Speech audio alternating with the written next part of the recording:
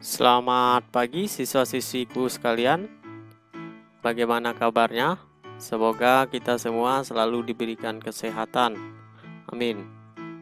Jumpa kembali dengan saya Pak Niko di mata pelajaran PKN di kelas 9. Baik, anak-anakku sekalian, kita masih membicarakan materi di bab 2, yaitu pembukaan Undang-Undang Dasar Negara Republik Indonesia tahun 1945.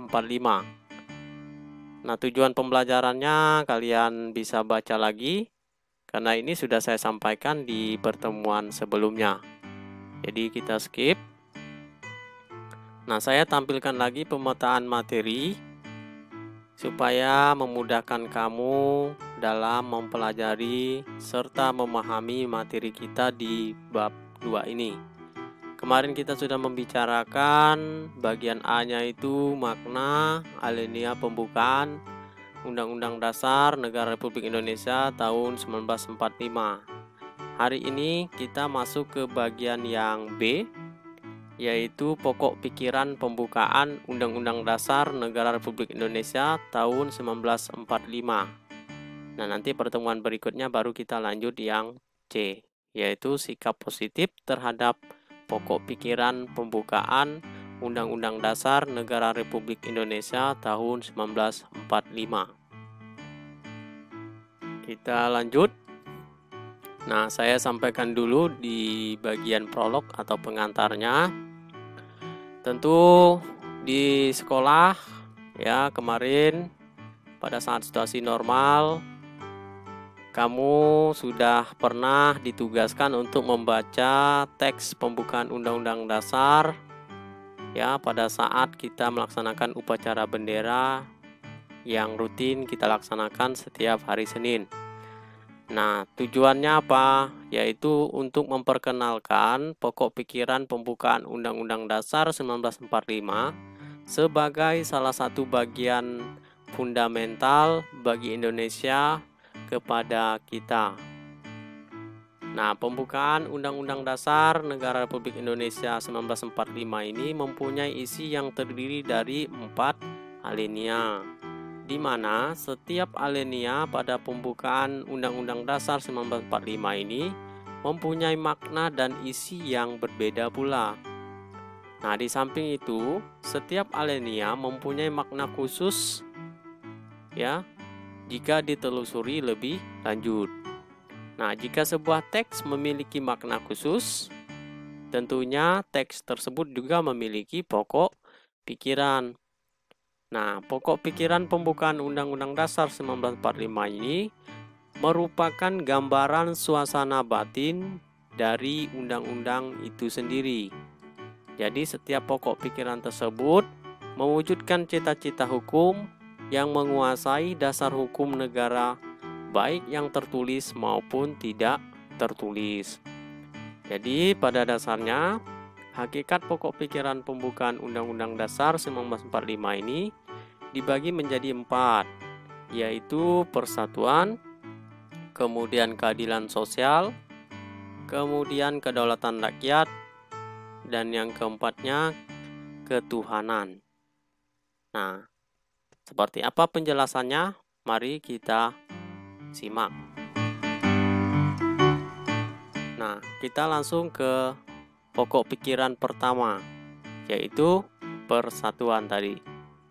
Nah, pokok pikiran pertama pembukaan Undang-Undang Dasar Negara Republik Indonesia tahun 1945 ini adalah negara melindungi segenap bangsa Indonesia dan seluruh tumpah darah Indonesia dengan berdasar atas persatuan dengan mewujudkan keadilan sosial bagi seluruh rakyat Indonesia.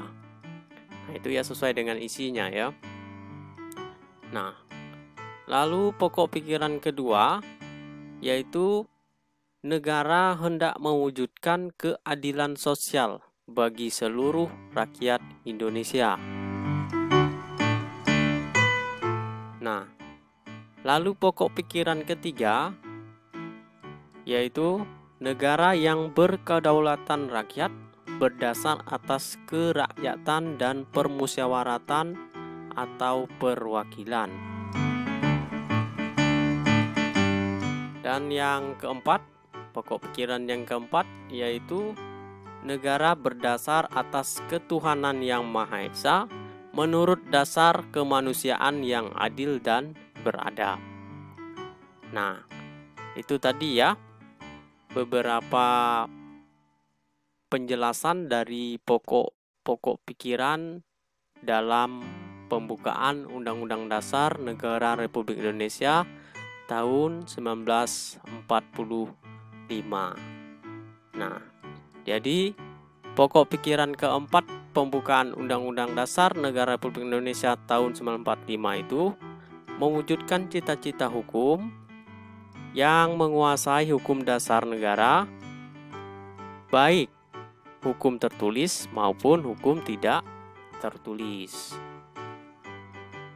Nah, pokok-pokok pikiran yang terkandung dalam pembukaan Undang-Undang Dasar Negara Republik Indonesia tahun 1945 itu merupakan penjelasan dari inti alinea keempat pembukaan Undang-Undang Dasar Negara Republik Indonesia tahun 1945.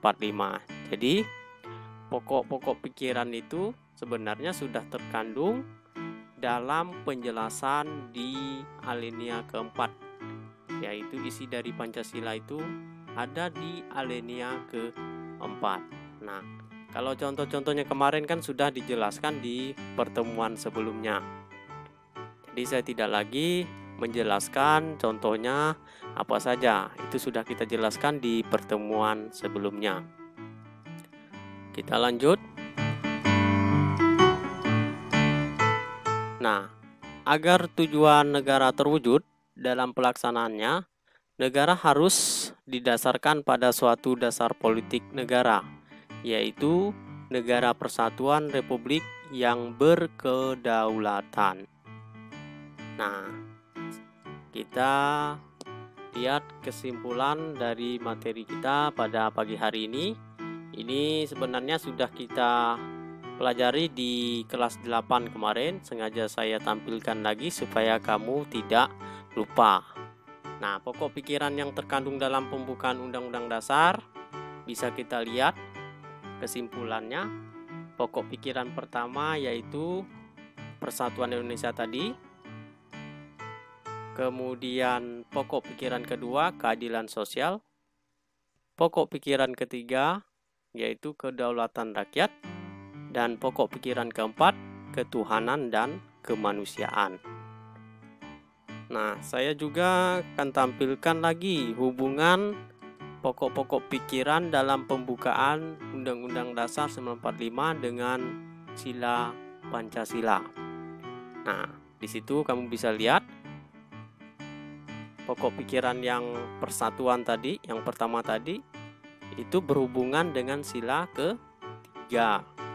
Kalau kita hubungkan, kita kaitkan dengan Pancasila.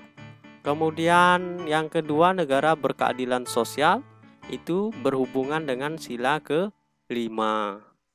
Lalu negara berkedaulatan rakyat, pokok pikiran ketiga, berhubungan dengan sila keempat. Selanjutnya, pokok pikiran yang keempat, ya, negara berketuhanan yang Maha Esa dan kemanusiaan tadi itu, ya. Nah, dia berhubungan dengan sila pertama dan kedua. Nah, itu ya. Jadi, demikian penjelasan materi kita pada pagi hari ini dengan singkat, ya. Sudah saya sampaikan. Semoga bermanfaat bagi kita semua. Mohon maaf atas segala kekurangan. Sampai jumpa di materi berikutnya. Saya akhiri. Terima kasih. Selamat pagi. Salam Pancasila.